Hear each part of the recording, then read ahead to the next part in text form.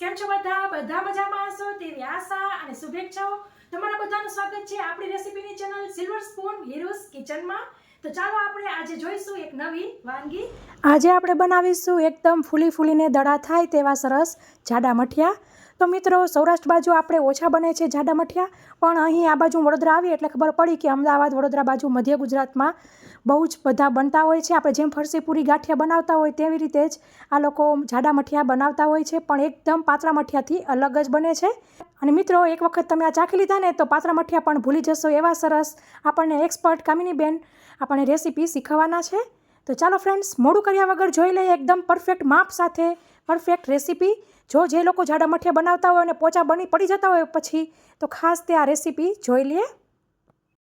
સૌપ્રથમ આપણે આવી રીતના પાણી લેશું। માપિયાના કપથી અડધો કપ પાણી લીધેલું છે અને તેને ગરમ કરવા રાખી દેવાનું છે। પછી આપણે તેની અંદર ખાંડ ઉમેરીશું। 1/3 કપ છે અને માપથી વજનથી ગણીએ તો 65 ગ્રામ ખાંડ લીધેલી છે અને તેને આપણે સરસ હવે ગરમ કરીશું અને હલાવતા જશું એટલે સરસ ઓગળી જાય। થોડુંક પાણી ગરમ થઈ જાય એટલે નીચે લઈ લેવું અને આવી રીતના ચલાવ્યા કરવાનું એટલે સરસ ખાંડ ઓગળી જશે। પછી આપણે તેની અંદર આવી રીતના 1 ટેબલ સ્પૂન તલ લેશું, સફેદ તલ, તેને આપણે આ ગરમ પાણીમાં જ ઉમેરી દઈશું। આવું કરવાથી જ્યારે આપણે તળીએ છીએ ત્યારે તલ તેલમાં છૂટા નથી પડી જતા। જાડા મઠિયા હોય, ચકરી હોય, આપણા વડા હોય, શેમાં પણ આપણે તલ ઉમેરીએ ત્યારે ગરમ પાણીમાં થોડાક કરી લીધા હોય, પલાળી લીધા હોય તો તે સરસ તળતી વખતે તેલમાં છૂટા નથી પડતા। એક હતી ટીપ। હવે આપણે તેની અંદર ઉમેરીશું લાલ મરચું। તો 1/4 કપનું અડધું 1/8 કપ લાલ મરચું લીધેલું છે। ગ્રામમાં જોઈએ તો 9 ગ્રામ લાલ મરચું છે। આવી રીતના મિક્સ કરી લેશું। પછી કોઈને લાલ ઓછા ગમતા હોય તો લાલ મરચું થોડુંક ઓછું કરી શકાય। સૌપ્રથમ આપણે એક વાસણમાં આવી રીતના લોટ લેવાનો છે। લોટ લીધેલો છે મઠિયાનો લોટ, મઠની દાળનો લોટ, જે ઘરે જ ઘંટીમાં પીસેલો છે। બજારમાં ઘંટીમાં પણ મળી જતો હોય છે, તે 250 હતો। હવે આપણે તેની અંદર ઉમેરીશું 1/2 કપ ઘઉંનો લોટ, જે આપણે રોટલીનો લઈએ છીએ, 50 ગ્રામ છે। પછી આપણે તેની અંદર ઉમેરીશું 1/3 કપ ચણાનો લોટ, તે ગ્રામમાં છે 25 ગ્રામ। પછી આપણે તેની અંદર ઉમેરીશું 1/4 ટીસ્પૂન હિંગ। પછી આપણે તેની અંદર અજમો ઉમેરીશું 1/2 ટીસ્પૂન। એને આપણે આવી રીતના હાથમાં મસળીને ઉમેરવાનું છે। સાઈડમાં જે આપણે ગરમ કર્યું છે તે સરસ ઠંડુ થતું જશે ત્યાં સુધીમાં અને એકદમ હુંફાળા જેવું રહે ત્યાર પછી આપણે તેને યુઝ કરવાનું છે। વચમાં આવી રીતના હલાવી લેવું એટલે ઠરતું થાય। પછી આપણે ઉમેરીશું મીઠું સ્વાદ મુજબ, આમ તો હોય પણ 1 ટેબલ સ્પૂનમાં આવી રીતના 1/4 ટેબલ સ્પૂન થાય છે। મીઠું વજનમાં જોઈએ તો 10 ગ્રામ મીઠું હતું। પછી આપણે તેલ ઉમેરીશું 1/3નું અડધું છે કપ અને વજનમાં જોઈએ તો 35 ગ્રામ તેલ છે।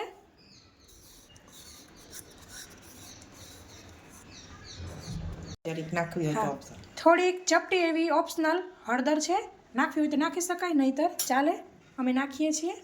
અને બધું આપણે હવે મિક્સ કરી લેશું। આવી રીતના મિક્સ થઈ જાય એટલે આપણે ખાંડ મરચાં અને તલવાળું પાણી હતું, ગળ્યું પાણી, તે ઉમેરી દઈશું। હવે તમારે ગળપણ કેટલી જોઈ છે તેના આ એકદમ પરફેક્ટ છે, ન વધારે સુગર ન ઓછી સુગર એવા, પણ જો તમને ગળિયા મઠિયા ભાવતા હોય તો થોડીક વધારે ખાંડ તમે લઈ શકો છો।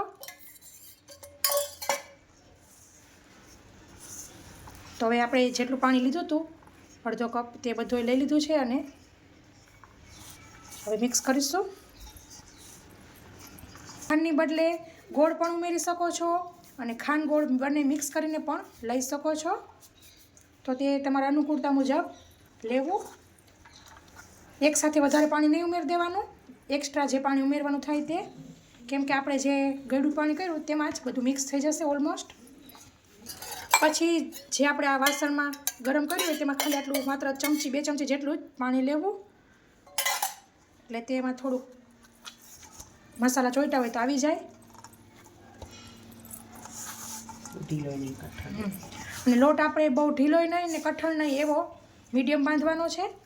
એટલે પછી આ રીતના લોટ મિક્સ થઈ જાય પછી પાણી જે ઉમેરવાનું થાય એક્સ્ટ્રા તે ધ્યાનથી ઉમેરવું।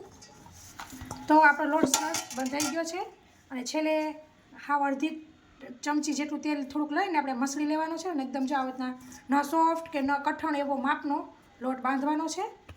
પછી આ લોટ સરસ મસળાઈ જાય એટલે આપણે તેને 5 થી 10 મિનિટ માટે એમને રેસ્ટ આપવાનો છે. સરસ રેસ્ટ અપાઈ ગયો છે અને હવે આપણે તેમાંથી પાછું એક વખત મસળી લેવો અને લુઆ કરી લેશું. તો આવી રીતના એક ભાગ મોટો એવો કાઢી લેવાનો છે. બીજાને ઢાંકી દેવું જેથી તે સુકાઈ ન જાય. અને હવે આપણે વણી લેશું. પછી આવી રીતના નાની પ્યાલી હોય તમારે નાના મોટા જેવા કટ કરો હોય તે પ્રમાણે ધારવાળું સરસ લઈ લેવું કટર, કે તમે કોઈ પણ ઢાંકણું લઈ શકો, નાની વાટકી હોય તો તે લઈ શકો.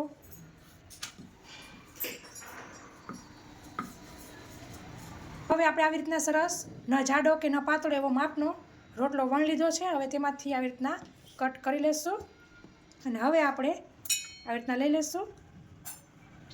વધારાનો લોટ હોય તે કાઢી લેવાનો.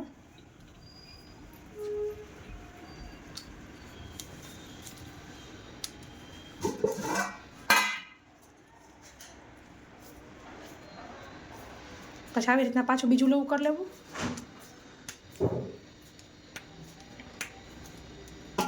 અને સાઈડમાં આપણે આવી રીતના તેલ ગરમ કરવા રાખી દેવાનું છે.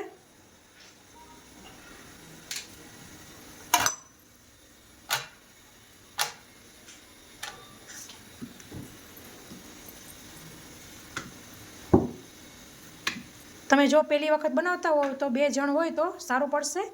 એક આવી રીતના કટ કરતું જાય ને એક તરતું જાય, પણ પ્રેક્ટિસ થઈ ગઈ હોવાથી એકસાથે જ બધુંય ચાલે છે.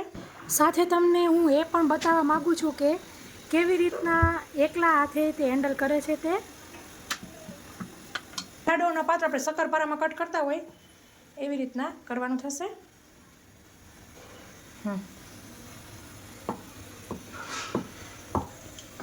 તો આવી રીતના છે અને તેને આપણે ઝાઝી વખત આવી રીતના રાખવાના નથી, તરત જ પછી ફ્રાય કરવાના થશે, નહીંતર તે સુકાઈ જશે. સુકાઈ જશે તો તે ફૂલશે નહીં.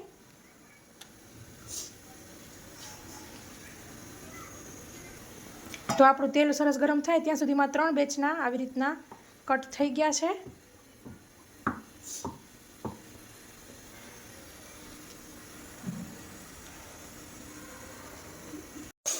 તો તેલ ચેક કરી લીધું છે, સરસ ગરમ થઈ ગયું છે.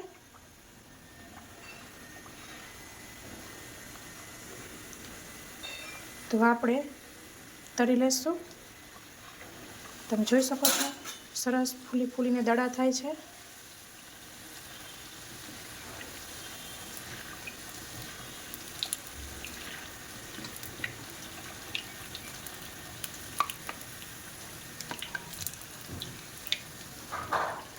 પછી આપણે ગેસની ફ્લેમ સ્લો કરી લેવાની.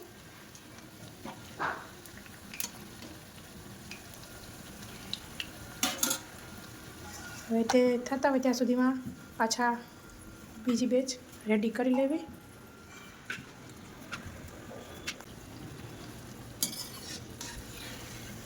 તો સરસ ફ્રાય થઈ ગયા છે, ગોલ્ડન કલરના કરવાના અને તેને આપણે કાઢી લેશું. તો આમ હવે આપણે બીજી બેચ તળી લેશું.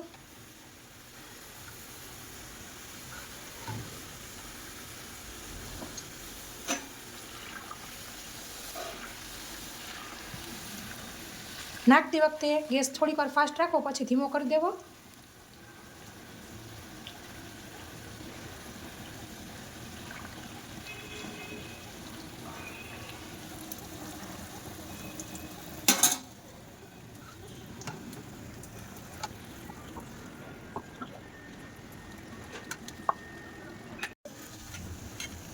તો આપણી બીજી બેચ પણ મસ્ત રેડી થઈ ગઈ છે, કાઢી લઈશું.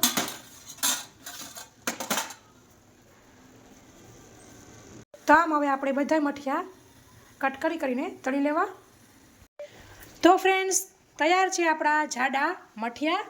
તમે દિવાળીમાં, સાતમમાં કે એમને એમ ઘરે કટક બટક ચા ભેગા નાસ્તામાં બનાવી શકો છો. બહુ ટેસ્ટી લાગે છે અને 15 થી 20 દિવસ સુધી કશું પણ થતું નથી. તો આશા રાખું છું કે તમને મારી જાડા મઠિયાની રેસીપી જરૂરથી પસંદ આવી હશે. પસંદ આવી હોય તો લાઇક કરજો, તમારા પરિવાર મિત્રોમાં શેર કરજો. અને આ ફ્રેન્ડ્સ, તમે મારી ચેનલ ઉપર નવા હોય અથવા તો હજી સુધી મારી ચેનલ સબસ્ક્રાઈબ ન કરી હોય તો જરૂરથી સબસ્ક્રાઈબ કરજો. બાજુમાં આપેલા બેલ આઇકન ઉપર ક્લિક કરજો, જેથી મારી આવનારી રેસીપીની નોટિફિકેશન તમને જલ્દીથી મળે. તો ફ્રેન્ડ્સ, ફરી મળીશું એક નવી રેસીપી સાથે. ત્યાં સુધી આવજો. Thank you. બાય. જય શ્રી કૃષ્ણ.